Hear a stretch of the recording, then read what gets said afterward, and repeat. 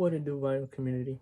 My name is Brian. That's Brian, and this is Fresh Off the Platter number 3. Yes, I know I've been gone for like a month and a half. School, you guys. I just haven't had time to like sit down and listen to records. But now that I'm on spring break, um, got spring break for a week. Decided to finally listen to records that I bought. So yeah, if you're new to the channel, welcome. To those who have been watching my previous videos and are subscribed, thanks for sticking around. Have a few videos planned already. We've shown a few records off on Instagram. If you don't follow me on Instagram, that's where I show some records that I have not shown on here on YouTube. So yeah, I'll leave the link to my IG in the description. But yeah, this is Fresh Off the Platter number 3. I think the last Fresh Off the Platter video that I did was like maybe 2 months ago or so, something like that. But yeah, gonna show some stuff that I've gotten while I've been gone. And yeah, let's get right into this video. If y'all don't know, Fresh Off the Platter is a combination of both stuff that I've found in person and online. Some stuff that I've gone online. I want to start off with the book that I found at my local record store. I think by now it's been like a few weeks ago. I forgot that they had a small section. They have a small section of books, music books, and I think maybe they have like a few rock stuff, but mainly jazz person here. And I've been looking for this, not looking, but I've been wanting this book for a while now. And when I saw it, this was in the bins. They have like a small section in the bins of books for jazz, and this was one of them. I have here Straight Life, The Story of Art Pepper by Art and Lori Pepper. Yeah, I've been enjoying this. Just started reading it. I'm in the heroine chapter of Art Pepper's life, and so far it's been really interesting read. I got the it's a hardcover. I think they also have a paperback, but yeah, this was on my Amazon want list for a while, and then I saw it at my local record shop for, I think it was like $15. I knew I couldn't leave this behind, so I got it. And yeah, so far it's been an interesting read. Speaking of Art Pepper,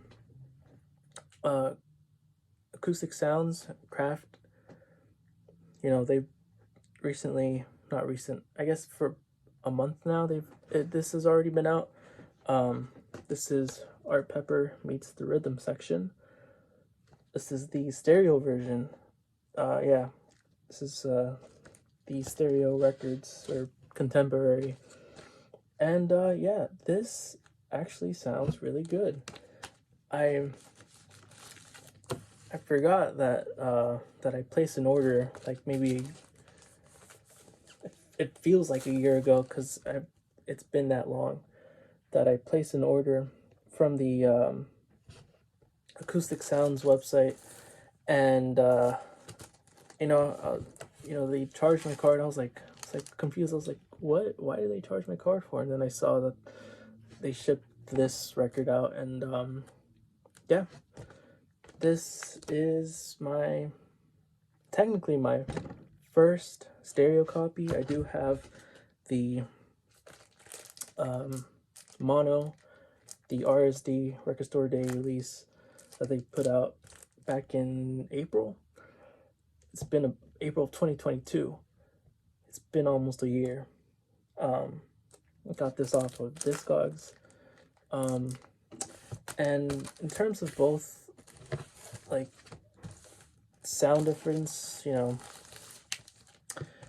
doesn't really matter because, one's stereo, one's mono. Um, if you didn't have the opportunity to get the mono, I would suggest getting the stereo. It sounds really good. But for me personally, I compared them. Well, not necessarily compare them. I only listened to one track of side one, track one of both of these, and I was just more impressed with the mono version. I'll probably like thoroughly, listen to both of them, compare them deeper. But yeah, this is what I got not that long ago. I think maybe like 2 weeks ago. But yeah, started spinning most of the records that I've gotten. I've gotten a lot. I've been showing them, not all of them, but some. I've been showing some of the stuff that I've gotten from like vinyl finds. But yeah, this is just the beginning. While we're in the topic of contemporary or stereo records, at my local shop, the same day that I got the book, the Art Pepper book, I also saw this stereo records of the poll winners, Right Again. This has includes Barney Kessel on guitar, Shelly Manne on drums, and Ray Brown on bass. Yeah, this trio sounds magnificent. I recently posted this record on Instagram, and yeah, this decided to do so because of the song Spring Is Here, which is on the first side. And yeah, I mean, my spring is here at least. I'm pretty sure a lot of people have already had their spring break, but mine just started. This is a really, really nice copy. Got it for $5 at my local shop. And yeah, been on this contemporary stereo records kick. And surprisingly, my first poll winners record, I think they did 5. And this is like their second record that they put out. But nonetheless, this sounds amazing. Highly recommend this one. I want to start off with some jazz / pop in this category. I showed this on Instagram maybe a week or 2 ago. First one, if y'all don't know, I started record collecting because of Frank Sinatra. I fell in love with Frank Sinatra's Song for Swingin' Lovers, and from then on I got the Song for Swingin' Lovers record and the Live at the Sands with Count Basie. And I have a good number of Sinatra records, but these two that I'm about to show you are the first 10 inches that I've gotten. First one is Frank Sinatra, Songs for Young Lovers. This is a Capitol 10-inch release. I noticed that Capitol did a number of different like presses, variations of these Sinatra 10 inches. Got this one on eBay, as well as the next one that I'm about to show y'all. Super clean, and yeah, I mean, I don't know how many more Sinatra 10 inches there are. Like, I know these two, or this one and the next one that I'm about to show y'all. But yeah, this has some of my favorite songs. Listen, Sinatra on Capitol it's just like my favorite time of Sinatra.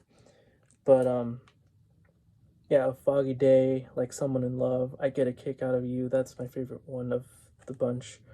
They can't take that away from me. This this and the other record that I'm showing y'all were,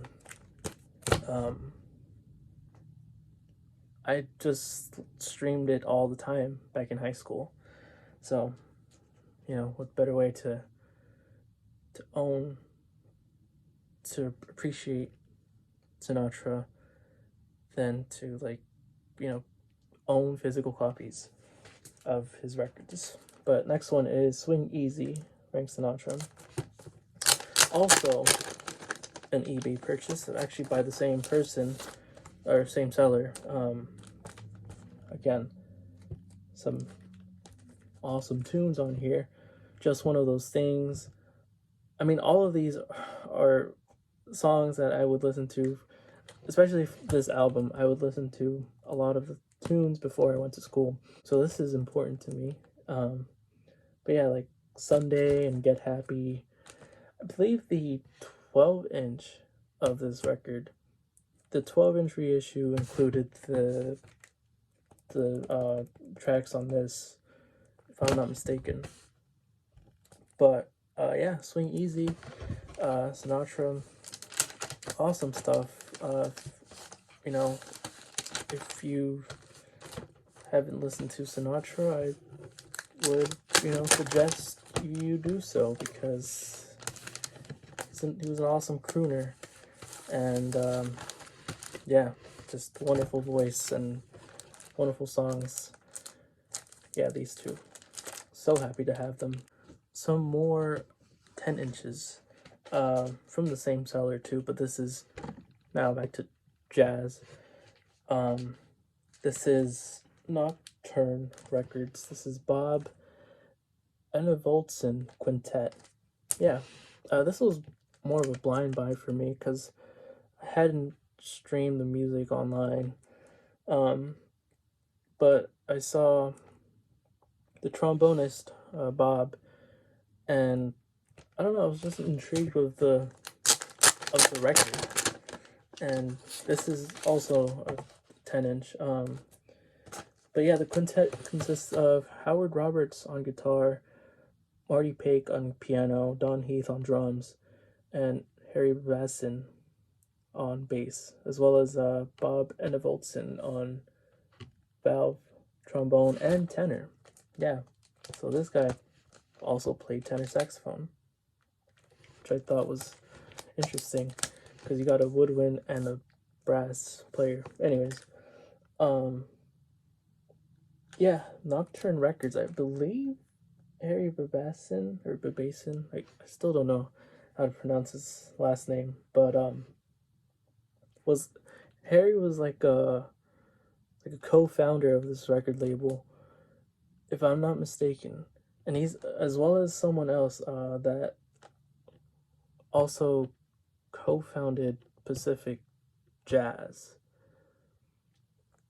But this label was only around for like not that long, because I think, from what I remember, Liberty bought the label, and yeah, this is by the way, this is a West Coast label, so this falls under the West Coast jazz. And yeah, I mean, it's a beautiful, clean copy. I don't know if this particular pressing or this disc is on Discogs. I think I have it saved as like, there's I think there was like a record, same jacket and stuff, but like the record is blue wax. Anyways, yeah, it's a beautiful sounding record. Bob Enevoldsen, I'm probably butchering his last name as well, but I have seen his names in other like session records, albums, as well as Harry now. But yeah, Jazz in Hollywood series, awesome find, or not find, but purchase. And this next one is also a eBay purchase. I've shown this one on Instagram, and I'm only going to show the 10-inch, but I also showed the 12-inch on Instagram. But this is the Johnny Smith Quintet. This is Jazz at NBC series featuring Stan Getz. But yeah, this is like volume 1. There were 2 volumes of this. Volume 1, which consists of 1, 2, 3, 4, 5, 6, 7, 8 tracks, 8 tunes. And then there was another one, which has like a white cover, and I think there's orange on it too. But yeah, this is volume 1 of the Johnny Smith Quintet. Actually owned the 12-inch, which is technically the compilation of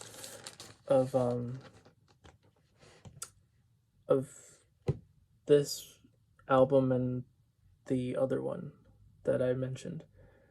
But this is on Royal Roost, and yeah, I think I prefer this one over the other. I don't own the other 10-inch, but the tunes on here I prefer, because it includes Moonlight in Vermont, which is a tune that got it became like what's his name, Johnny Smith's like hit at the time, and the 12-inch reissue, they used the title of the track, which I guess it was a smart move for them, because I guess it attracted more buyers.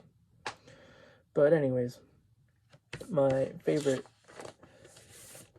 track on this whole 10-inch is Jaguar. That's how I discovered the 12-inch reissue at the beginning. So but yeah, it has My Funny Valentine, Moonlight in Vermont, Tenderly. I mean, come on, this is and it has the Burt Goldblatt cover, which I mentioned I'm pretty sure I mentioned it on Instagram. If I were to choose the 12-inch reissue cover or this one, and volume 2 all the way, I just love those Burt Goldblatt covers. They're just so nice, and I don't know, man, something about them just it makes you want to get this record. And look at how clean this cover looks too. I mean, anyways, the last 10-inch record that I'm showing y'all is one that I was surprised that I won. This is another eBay auction, and this record has been going for a good amount of cash. It's on Clef. I've mentioned on Instagram that I've been trying to collect the whole catalog of this label, and I was surprised that I got this one. Honestly, I didn't think I would win, but anyways, this is on Clef Records. This is Billie Holiday at Jazz at the Philharmonic. Yeah, I mean, the cover is like, sort of beat, but I mean, it's still intact, so that's a good start. But yeah, Billie Holiday did a lot of records for Norman Grand's label, Clef and Verve, and yeah, this one I think I got for like around $60, 60. Yeah, this one is pretty clean. There are some like small I guess scuffs, not scuffs, like hairlines and stuff, but it plays beautifully. And I can't remember when this came out. I'm pretty sure it was early 50s, but the recording itself I think was in the 40s. I could be wrong. From my memorization, I believe this record contains like performances, like different performances, not just one whole performance. Because they did like performance in at LA, the Philharmonic Auditorium, and but they also did some. I think they also included a performance at Carnegie. But it says here that in the liner notes that this was recorded in '46, but I think there's more to it. Anyways, Norman Granz, I've big props to Norman Granz because he put out a lot of heat, and so far I've only been looking for the Clef and MGM Mercury, sorry, the Mercury stuff. But soon enough, I'll probably like the Verve stuff is probably gonna be of my interest later on once I like get a good number of these Clef titles. But yeah, the last record that I want to show is the last whatchamacallit, the last record that I found at the record shop, at my local record shop, and same day that I got the book and the poll winners, this was the main reason why I went that day. And I don't know, I was a little scared that I could have called and I could have told him to hold the record for me, but I was like, you know what, I'm still gonna go. If it's there, it's there. If it's not, but got this for $50, 50. This is Impulse A13. This is Curtis Fuller, soul trombone. Now, yeah, this has been on my want list for like a year now, and when I saw that they had a promo, white label promo of this, I knew I knew I had to get it, and for that price, I was like, yeah, I'm gonna get it. But yeah, this is the cover. Look at, I mean, everything is intact. I thought there was gonna be, I don't know, just like seam splits or whatever, and this is a gatefold too. So, bam, pretty clean if I do say so myself. The lineup, you have Curtis Fuller on trombone, Freddie Hubbard on trumpet, Jimmy Heath on tenor sax, Cedar Walton on piano, Jimmy Merritt on bass, Jimmy Cobb on drums, and G.T. Hogan on drums as well. Yeah, I really enjoy the Clan on here. I think, when was this put out? I don't know if it has a date. I can't remember when this came out. But I did put this on Instagram, and yeah, I mean, Curtis Fuller, I've been looking for more of his titles, not just on Impulse, but I mean, his stuff on Blue Note is impossible to find, for original. I am looking for his I think he only put out 2 titles on Epic, and he also has his other record that's, I think it's also called Soul Trombone, but it's on a different label. I forgot what the label's called, but I had my eye on that. I think he also has something on Mainstream. Yeah. Anyways, Curtis Fuller. Uh, is he my favorite trombonist? I think so. But anyways, this is the last of today's video.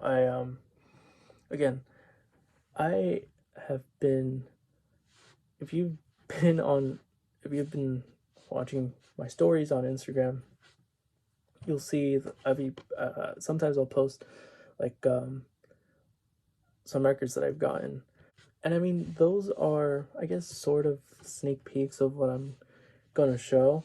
So if you don't want to check the stories to not know what I will be showing for the videos, fine. But at the same time, I have been trying to grow that account. I think I just reached 100 followers on there, which, I greatly appreciate everyone who's been following the account. And yeah, if you've stuck around for this entire video, thank you. Greatly appreciate it. And yeah, I think I'm gonna be making another video right after this one. So again, I'm gonna be leaving the description, or the link to the Instagram in the description. And yeah, follow, subscribe, like, share, whatever. It means a lot for this channel and for the growth of this channel. But yeah, thank you, vinyl community, and hope to see you guys in the next one. Take care.